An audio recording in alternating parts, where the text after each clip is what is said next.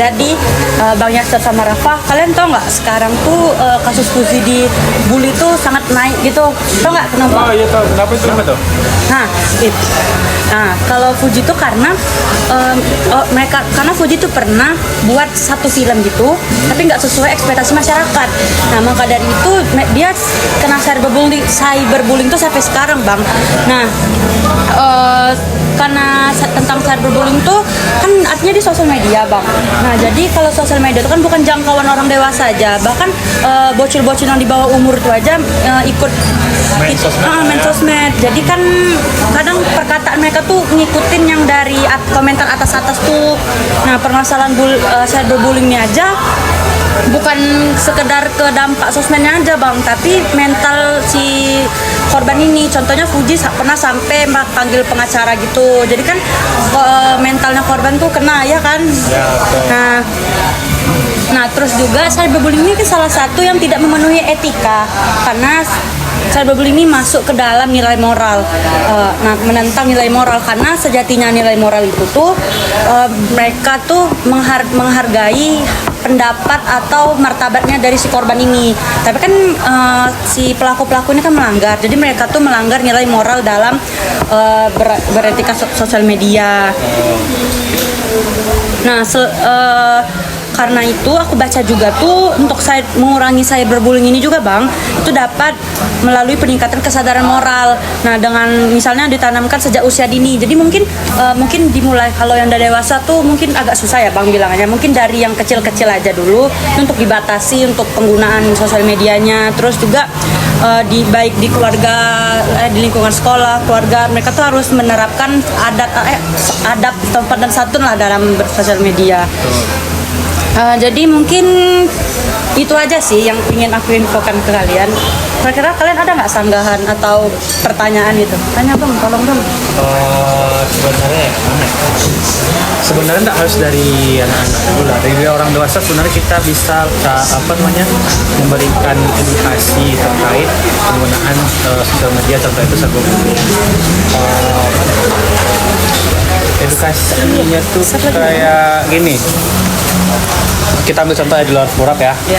Anggap nih Bang bikin postingan IG. Temanya itu outfit lah. OTD. Terus ada mungkin ibu-ibu lah yang bisa dibilang notabene dia dari Facebook beralih main ke Instagram. Kan beda ya apanya sosial medianya itu. Terus ibu-ibu ini komennya tuh seolah-olah menyudutkan yang punya korban. Nah, itu salah satu cara ngedukasinya. Itu kita ngedukasinya pelan-pelan, Bu, bukan kayak gini cara membuli. Apa namanya? Komentar yang baik tuh bukan yang kayak gini, Bu. Ini namanya komentar buruk. Ya, jadi kayak gitu sebenarnya bisa.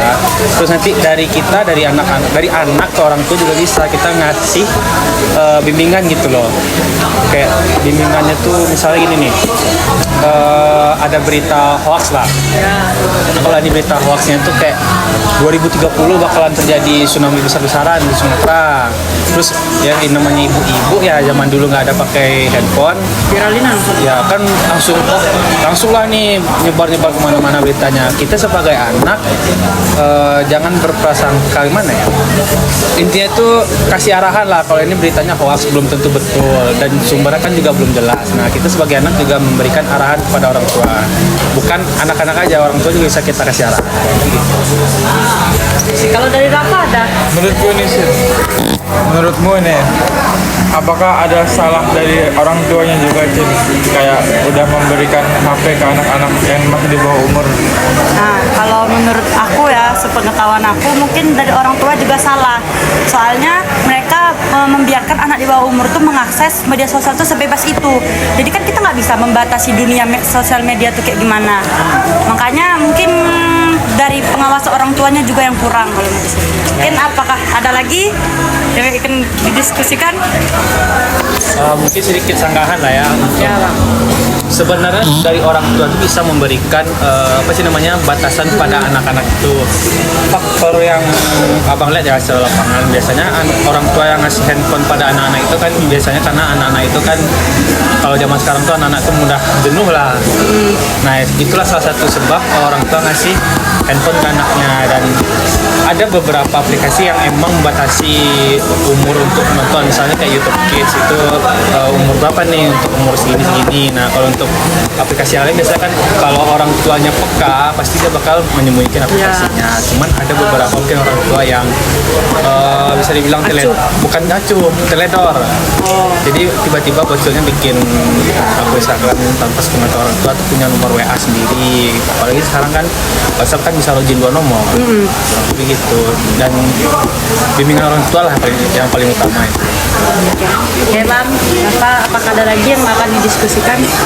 Cynthia nih sebagai mahasiswa, apa yang akan Cynthia lakukan terhadap yang tadi itu yang orang tua yang terlalu teledor untuk Mungkin membatasi anaknya dalam bermain media sosial? Mungkin kita kan nggak pernah telat untuk mengedukasi ya. Jadi kalau dari Cynthia sendiri untuk sebagai kesehatan masyarakat kan, jadi mungkin akan melakukan promotif dulu kepada anak-anak maupun orang tuanya, karena kan kita nggak ada salah untuk mengedukasi walaupun sudah telat. Jadi kemungkinan itu ya edukasi itu aja. Nah, mungkin Bang ada pertanyaan lah. Di mana ya? Kan kata Cynthia tadi kan bakal mengedukasi orang Iyalah. tua. Nah, selain dengan cara edukasi, dengan metode apakah yang menurut Cynthia itu lebih efektif? Kalau untuk metode sih Bang, mungkin yang kita pakai biasanya tuh yang ke puskesmas gitu Bang. Tapi kan kalau menurut Cynthia untuk ke puskesmas tuh agak nggak nyambung untuk biologi cyberbullying. Jadi mungkin bisa buat karena kan mengakses media sosial Bang. Jadi mungkin edukasinya mungkin bisa melalui pamflet atau poster gitu Bang. Walaupun sering nggak didengerin, tapi setidaknya adalah kebaca sedikit sama ibunya tuh atau orang tuanya. Kalau edukasi di sekolah, menurutmu gimana sih? Nah, ya sekolah. Kalau edukasi di sekolah sih bisa juga sih, tapi aku tadi belum kepikiran kalau ke sekolah.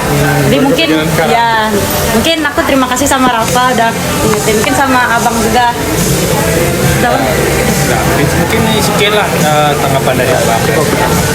Oke, berarti udah nggak ada lagi ya yang udah clear ya Udah. diskusi kita. Oke, makasih Rafa dan Bang Yaser.